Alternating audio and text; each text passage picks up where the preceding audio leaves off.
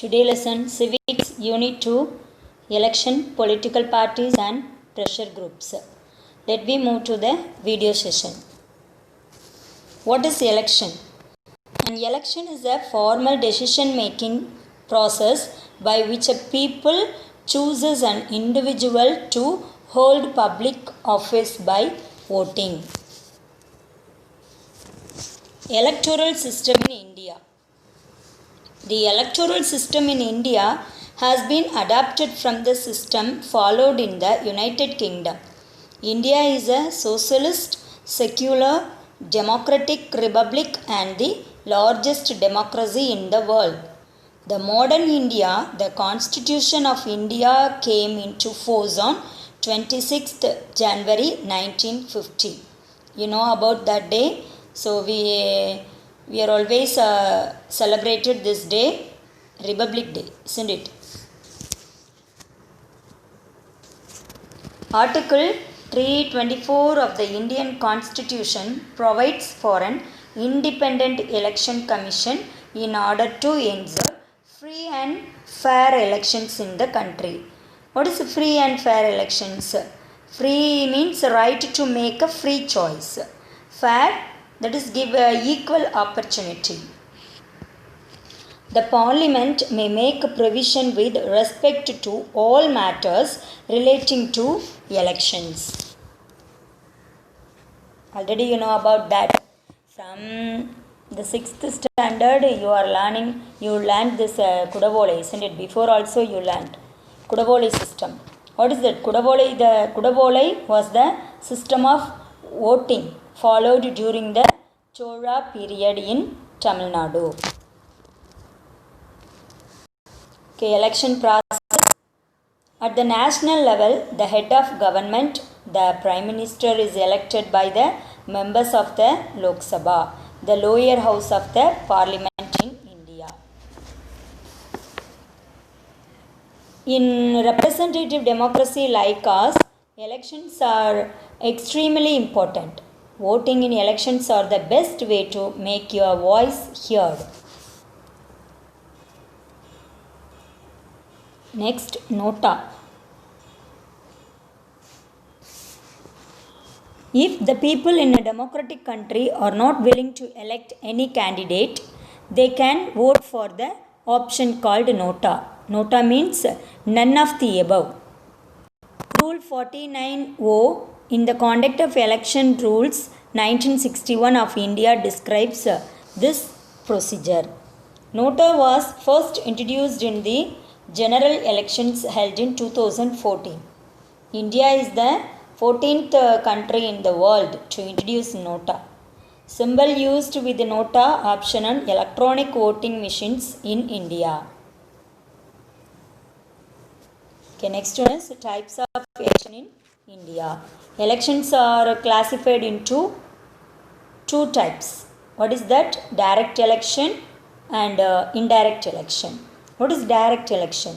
People directly vote for the candidates in the fray and elect their representatives. The following are examples of direct elections in which people over the age of 18 years participate in the electoral process by casting their votes. Next one is indirect elections.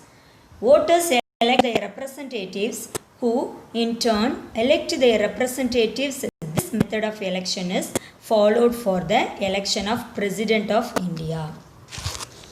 Now we will see about the merits and demerits of the direct election. First we will see about merits of direct election. Okay, as the voters elect their representatives directly, direct elections are considered to be a more democratic method of election. It educates people regarding the government activities and help in choosing the appropriate candidates. Also, it encourages people to play an active role in politics. It empowers people and make the rulers accountable for their actions. Next, demerits of direct election. Direct elections are very expensive. Illiterate voters sometimes get misguided by false propaganda. Propaganda means opinion or message. There are insistence of some political candidates influencing the voters through payment in the form of cash, goods, or services. Election campaigns sometimes result in violence, tension, law and order problems, and affects the day-to-day life of people. Okay, above these merits and demerits of the direct election. Now we will see about the merits and demerits of indirect election. In merits, indirect elections are less expensive. It is more suited to elections in large countries.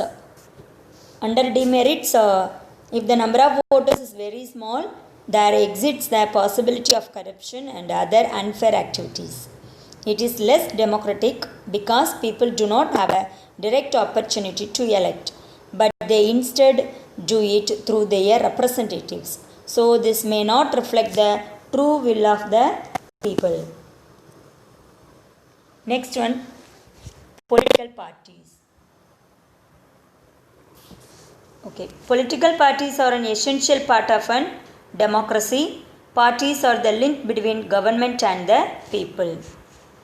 What's the meaning? Political party is an organization formed by a group of people with a certain ideology and agenda to contest elections and hold power in the government. A political party has three components. What is that? A leader, active members, and the followers. Okay, what type of a party system? Already you know about that. Last year classes you learned.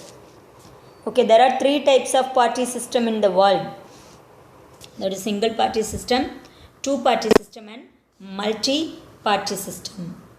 Single party system in which one ruling party exists and no opposition is permitted. This is followed by China, Cuba, USSR. That is USSR, that is a Union of Soviet Socialist Republics. Next one is two-party system. Under this system in which only two major parties exists, for example, two major parties, that is one is ruling party, another one is opposition party. For example, USA, UK. Multi-party system in which there are more than two political parties. For example, India, Sri Lanka, France and Italy. Now we will see about types of political parties. Before we saw types of a party system, this is types of political parties. Okay, what is that? That is national parties and state parties. Under the national parties, a party which is recognized as a state party in at least 4 states is recognized as a national party. It offers some special facilities to state and national parties. These parties are given a unique symbol. Only the official candidate of the party can use that election symbol. In 2017, there were 7 recognized national parties. Next one is state parties. Other than the 7 national parties, most of the major parties of the country are classified by the Election Commission as state parties. A party is recognized as a state party on certain percentage of votes secured or a certain number of seats won in the Assembly or Lok Sabha elections.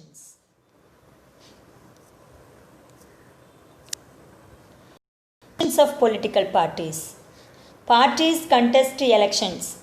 In most democracies, elections are fought mainly among the candidates put up by political parties. Parties play a decisive role in making laws for a country. Parties form and run the government. Parties shape public opinion.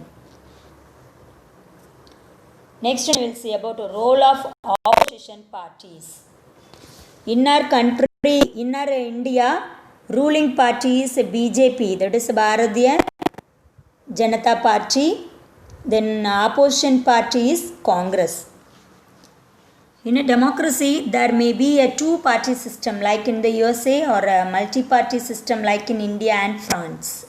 The ruling party may have received the mandate of the majority people and the opposition party represented the remaining people. The leader of the opposition party occupied a prominent place in all democratic forms of the government. He opposes the wrong policies of the ruling party which affects the general public and questions the functioning of the government departments and examines the public money used for the well-being of the people. The opposition parties reflect genuine demands and concern of the people to play a constructive role in a democracy. Pressure groups. That the term pressure group originated in the USA. A pressure group is a group of people who are organized actively for promoting and defending their common interest. The pressure groups are also called interest groups or vested groups.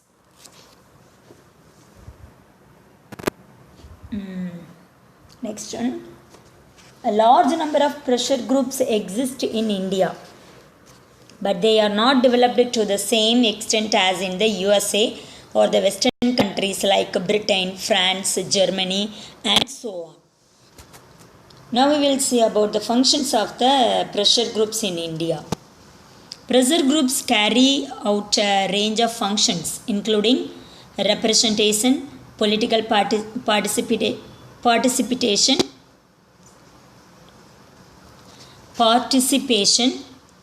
education, policy formulation, and policy implementation. Then political participation. We will see about one by one.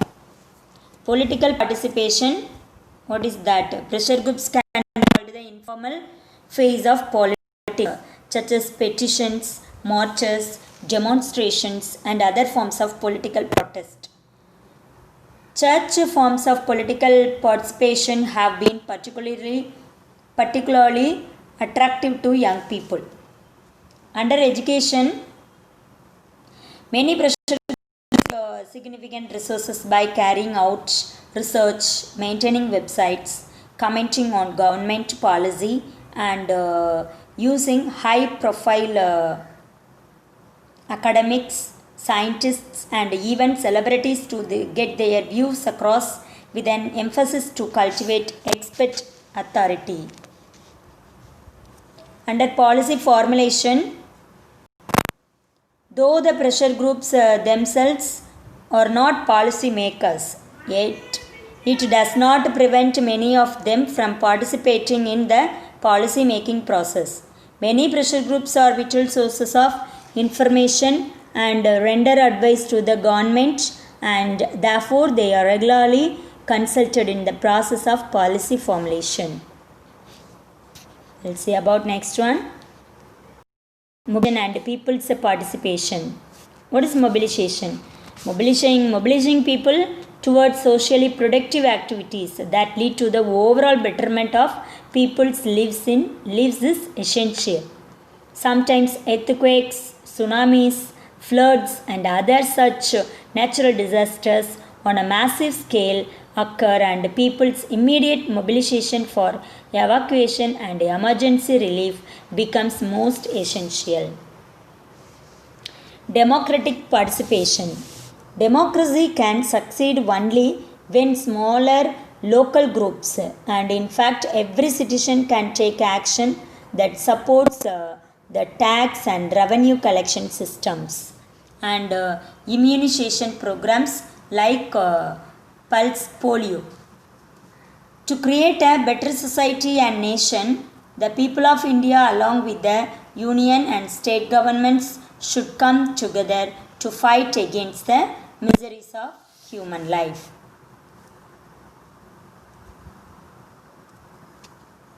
Thank you, ma. Take care. You learn properly. You learn book back one word and question answer.